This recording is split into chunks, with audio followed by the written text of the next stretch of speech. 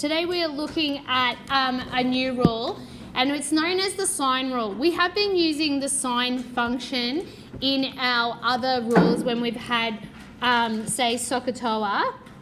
But with the SOHCAHTOA, when we're using those formulas or those rules, the triangle is always a right angle triangle. It has to be right angle. With this new formula, the sine rule, it doesn't have to be a right angle. So we often call it the non-right angle triangle formula. So with the way with this formula, when we go to use it, we have to make sure we label our triangle correctly.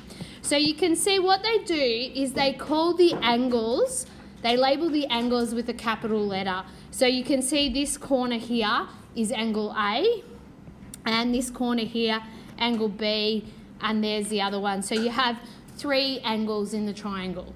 Now the sides get labelled with the same letters, but on the opposite. So the side opposite angle C becomes little c, and then the side opposite angle B becomes little b. So it doesn't matter which one you call A, B, C at the start, as long as when you're labelling it up, if you're going to call this angle A, then this side opposite is going to be side A, little a. And then so if we're calling this one angle B, we're going to call that side B. And then this one C, so then this becomes side C. So what the rule, you can see down here, the rule has, it can be broken up, it's got three parts, but you can see that it says that they're equal. So what we're going to do is we're often given three pieces of information and there's one thing that we don't know. So what we do is we end up using a combination. So say we might use this, the side A and angle A, and we might use the fact that it is equal to C over sine C. So that we might use that combination, or we could use another, and we're going to see that in the examples.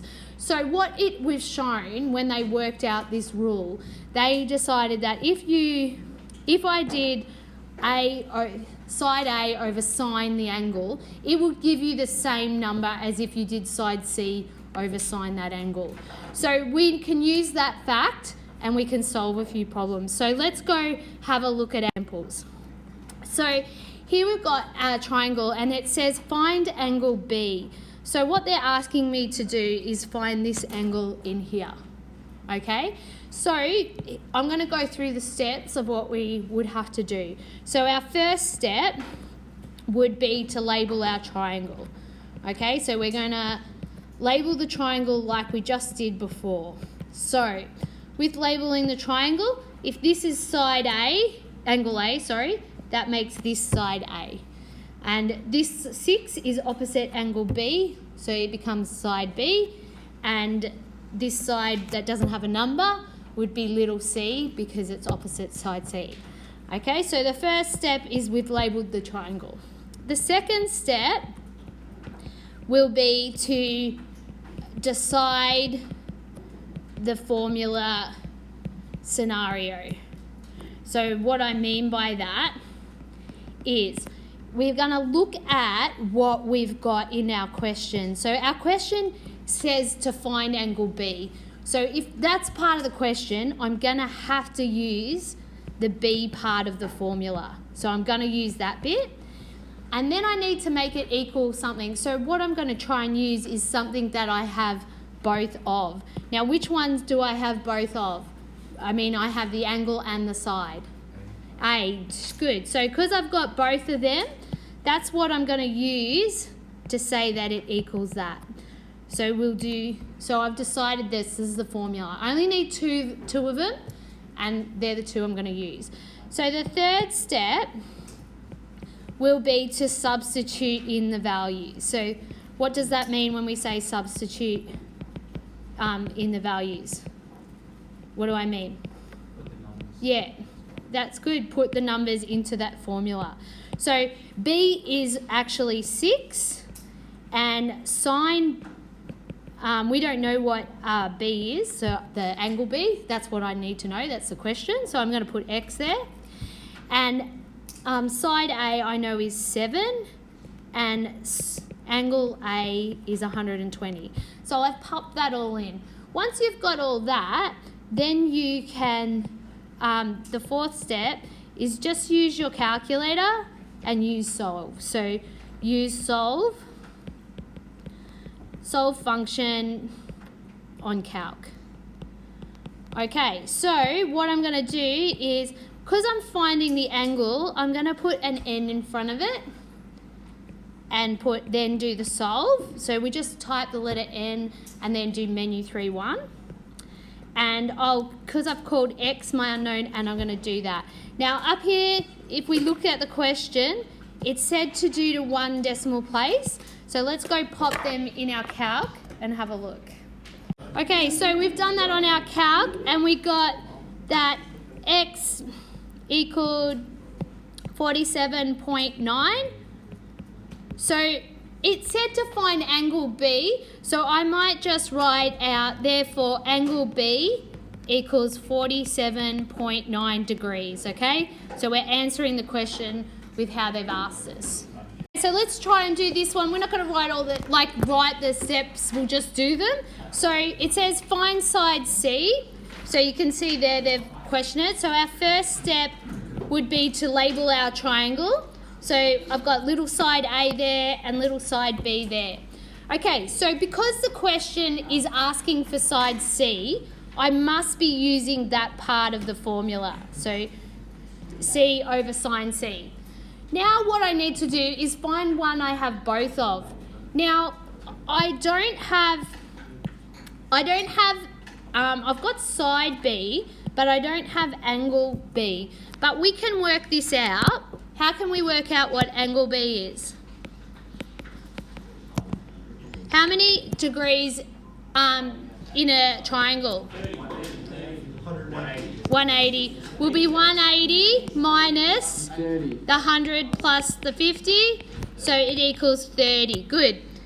So now, because I know that's 30, I know I can use the B part of the formula. So that's what I'm going to use. I don't have side A, so I can't use that. I can't use A. All right, so now we've done that, we are going to substitute in the values. So I'm going to leave it as C, because I don't know, that's my unknown. And I'm going to do sine 50, because that's what angle C is. Then side B is 8 over sine 30.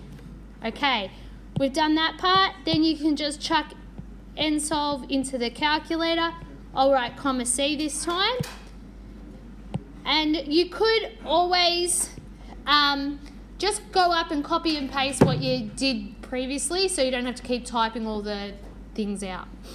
Okay, so we've done that on our calculator and we got 12.3. They've got no units in the question, so we'll just leave it as 12.3 and put a box around. That's our answer.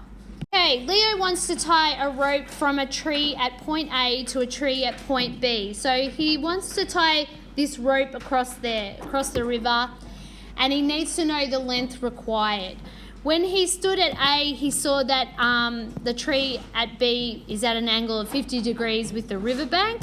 After walking 200 metres east, he saw to point C, he saw that it was 30 degrees to the tree. So they've drawn it up and you can see it in the diagram. So it says find the length of rope to reach A and B. So if we label this up, we want to do this side, the rope would actually be little side C, because the rope is the opposite to angle C. And then if we label up the rest, then little A. So we definitely need to do the C, because the rope length is side C, so you might write that there. So we need the C. Now, which part do we have both of? We've got the length of B, and we're probably going to have to use B. That means we have to work out the angle. What's the angle of this B in here? 100. Why is it 100? Good, because it has to add up to 180.